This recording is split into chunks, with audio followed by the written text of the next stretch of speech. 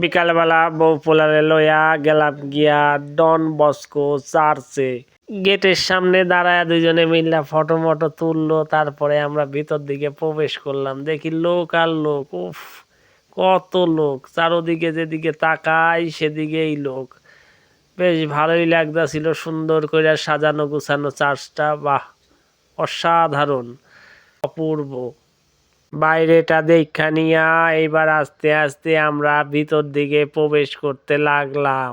সিঁড়িতে উঠেও দেখি এরা দাঁড়ায় রয়েছে, ছবি টবি তুললো। তারপরে আবার আস্তে আস্তে ভিতর দিকে প্রবেশ করলাম। কি মনোরম দৃশ্য!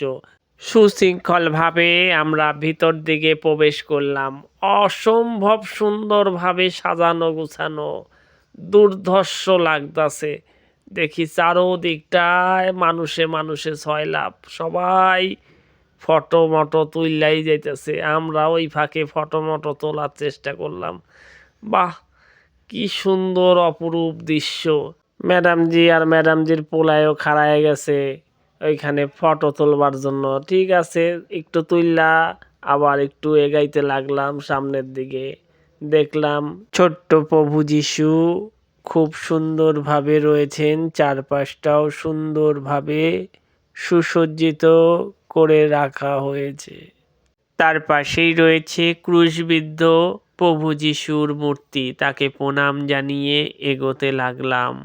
পাশেই রয়েছে মা মেরির কোলে ছোট্ট প্রভু যিশু, তাকেও প্রণাম জানিয়ে আমরা আস্তে আস্তে এগিয়ে চললাম সামনের দিকে। চারপাশটা খুব সুন্দরভাবে সাজানো গোছানো।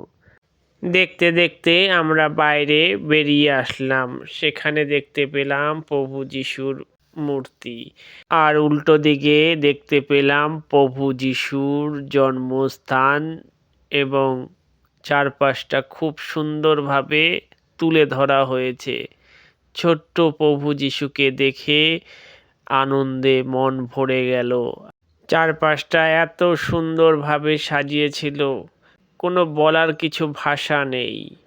এগিয়ে চললাম আমরা।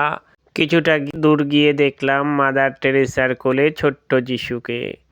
অন্য পাশে রয়েছেন প্রভু যিশুর আরেকটি জন্মস্থান, যেখানে প্রভু যিশু সবে মাত্র ভূমিষ্ঠ হয়েছেন। অপরূপ সুন্দরভাবে সুসজ্জিত করে সাজানো হয়েছে সেই জায়গাটা। বাইরে বেরিয়ে আসলাম প্রভু যিশুর ক্রুশবিদ্ধ মূর্তির সামনে। আমরাও একটু দাঁড়িয়ে ছবি নিয়ে নিলাম।